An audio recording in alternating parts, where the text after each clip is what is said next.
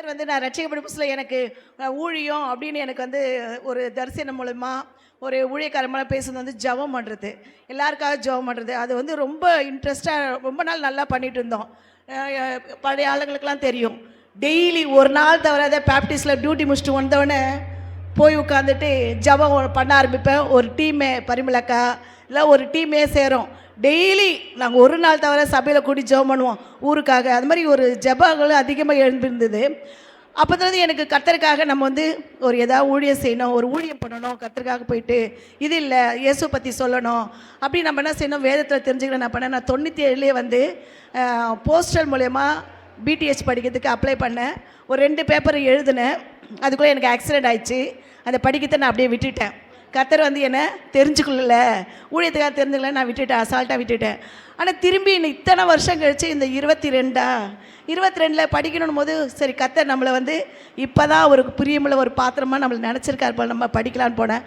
ஆனாலும் ஒரு பயம். ஏன்னா நிறைய பேர் இருந்தாங்க, எல்லாருமே சின்ன பசங்க. நான் 50 வயசுக்கு மேலே நானும் ஜான்சன் பொண்டாட்டி மட்டும்தான். மற்ற எல்லாமே சின்ன பசங்க, எல்லாம் காலேஜ் படிக்கிற பசங்க, ஸ்கூல் படிக்கிற பசங்க. இவங்க கூட நம்ம எப்படி படிக்க முடியும்னு கூட எனக்கு ஒரு பயமாக இருந்தது. ஆனாலும் நாங்கள் போய் அதை படிக்க கற்றுக்கணும். நம்ம எல்லாருமே டெய்லி பைபிள் படிக்கிறோம், நம்ம வசனத்தை கேட்குறோம், நமக்கு எல்லாமே தெரிஞ்சு நம்ம நினைக்கிறோம். அப்படி நம்ம எல்லாம் என்ன செய்யணும், உலகத்தில் உள்ள மதங்களில் நம்ம மதம் ஒன்றுனா, ஆனால் அது படிக்கும்போது தான் தெரியும்போது எல்லா மதங்களுக்கு மேற்பட்டதாக ஒரு கிறிஸ்டியானிட்டி இருக்குது நான் புரிஞ்சுக்கிட்டேன். அதே மாதிரி இந்த ஒரே ஒரு எக்ஸாம்பிள் சொல்கிறேன். இந்த ஆதியாகமத்தில் 1ஆவது கீதம் 2ஆவது கீதம் ஃபஸ்ட்டு வந்து தேவன் வானத்தையும் பூமியை படைத்து உண்டாக்கினா இருக்குது. 2ஆவது வசனம் வந்து அது ஒழுங்கின்மை வெறுமையாக இருந்தது. நான் நிறைய டைம் அது யோசிப்பேன், அது பெருசாக நினச்சிக்கல. நம்ம யோசித்து பாருங்கள், நம்ம ஆண்டவர் வேத வசனம் சொல்லுது அவர் எதை செய்தாலும் அதனதன் காலத்திலே நேர்த்தியாக செய்கிறார். இது எப்படி இதுக்கும் ஆனால் இந்த பைபிள் காலேஜ் படிக்கும்போது தான் அது ஏன் அந்த இந்த வசனத்துக்குள்ள வித்தியாசத்தை நாங்கள் கற்றுக்கிட்டோம். நிறைய பேர் நீங்கள் அதை படித்து பாருங்கள், யோசித்து பாருங்கள் எப்படி கடவுள் வந்து ஒழுங்கின்மை வெறுமையாக படைப்பார். அப்போது அந்த வசனத்துக்கும் அந்த பைபிள் காலம் நான் தெரிஞ்சுட்டேன். அதுக்கும் இதுக்கும் பல கோடி ஆண்டுகள் இடைவெளி உண்டு. அதே மாதிரி நிறைய ரகசியங்களை மதங்களை படிக்கும்போது ஒரு திருச்சபையை பற்றி படிக்கிறோமா, நம்ம திருச்சபைன்றதை நம்ம ஒரு அசால்ட்டாக வர்றதுக்கு தடை பண்ணுறோம், அசால்ட்டாக விட்டுறோம், நிறைய பிரேயரில் கண்டுபிடிக்கும். ஆனால் திருச்சபையில் உருவாக்குறதுக்காக ஒவ்வொரு மிஷனரிகளும் எவ்வளோ பேர் ரத்த சாட்சியாக மறித்தாங்க, எவ்வளோ பேர் அடிக்கப்பட்டாங்க, அந்த சபையில் கூடுகைகளாக எவ்வளோ வந்து கூட முடியாத அவ்வளோ மக்கள் வந்து அவதிப்பட்டாங்க. எத்தனை போராட்டங்கள், எத்தனை ரத்த சாட்சிகள் மத்தியில் உருவாக்கப்படுதா சபை. இதெல்லாம் வந்து நம்ம சாதாரண வசனம் கேட்டு முடியாது. பைபிள் காலேஜ் போகும்போது இதை குறித்து நிறைய வந்து நம்ம தெரிஞ்சுக்க முடியுது. அப்போது நம்ம ஒரு கிறிஸ்துவங்களை நம்ம வந்து வசனம் கேட்டு அப்படி அசால்ட்டாக வாழ்ந்துட்டு போகிறோம். ஆனால் அந்த பைபிள் காலேஜுக்கு போய் நம்ம இப்போ படித்தோன்னா எனக்கு எப்படி இருக்குன்னா ஒரு கெத்து இருக்குது.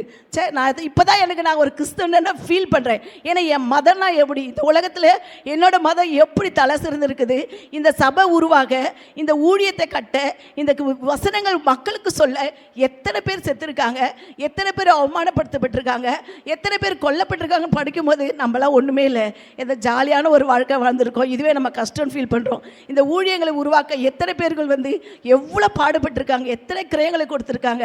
அப்படிப்பட்ட காரியங்களை நான் இந்த வேதாகம கல்வி சேர்ந்ததுனால நான் கற்றுக்கிட்டேன். அதுக்காக நான் தேவனை நன்றி சொல்கிறேன். இப்படி நீங்கள் வந்து இந்த வேதங்களை கற்றுக்க மூலிமா நான் போய் உடனே போய் சபையில் பிரசங்க அப்படி கிடையாது. வேத வார்த்தைகள் நம்ம இப்படி கற்றுக்கும் போது நம்ம ஏதோ ஒரு விதத்தில் கர்த்தரோட ஊழியத்துக்காக நான் ஆயத்தமாக இருக்கேன்னு நான் விசுவாசித்தேன்.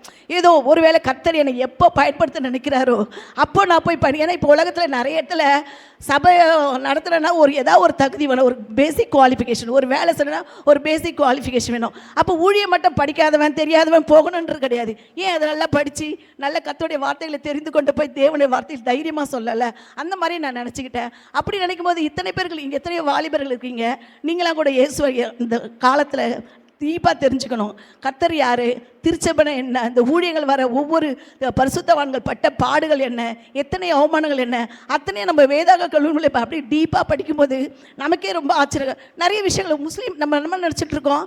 முஸ்லீம் மதம் நான் நிறைய நாள் அப்படி நினச்சிட்டு இருந்தேன். முஸ்லீம் வந்து இஸ்மவேலோட வம்சம், நம்மளோட இது கோத்திரம் அப்படின்னு தான் நான் இத்தனை நம்மள ஜென்ரேஷன்லேருந்து தான் போனதுன்னு நினச்சினேன். அதெல்லாம் ஒரு தப்பான கருத்துன்றதை நான் இந்த வேதாகம கல்விமுறையில் தெரிஞ்சுக்கிட்டேன். எத்தனையோ மறைப்புகள் நமக்கு தெரியாதவைகளை இந்த வேதாகம கல்விமுறை நம்ம தெரிஞ்சுக்க முடியும். நம்முடைய வேதத்தினுடைய நம்முடைய மதத்தினுடைய ஆழ்ந்த கருத்துக்கள், நம்ம மதத்தில் இருக்கிற மகத்துவங்கள், நம்ம மதத்தில் இருக்கிற செயல்பாடுகள் அத்தனையும் நம்ம வந்து வேதாகமக்கள் மூலம் நம்ம தெரிஞ்சுக்க முடியும்.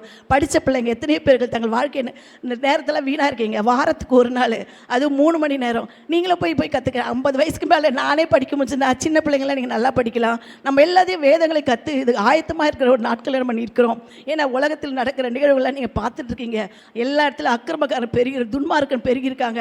இப்படிப்பட்ட காலத்தில் வேதத்தை நம்ம அறிந்தால் தான், வேதத்தை இன்னும் நல்லா தெரிஞ்சுட்டா தான் இந்த துன்மார்க்க வாழ்க்கையிலேருந்து நம்ம தப்பிச்சிக்க முடியும், பாவத்திலேருந்து நம்ம தப்பிச்சிக்க முடியும். அதனால் ஒவ்வொருத்தரும் இந்த வேதாகமக்களில் படிங்க. சின்ன பிள்ளைங்களை எத்தனை காலேஜ் படிக்கிறப்ப நாங்கள் வேலை செஞ்சே போனேன்.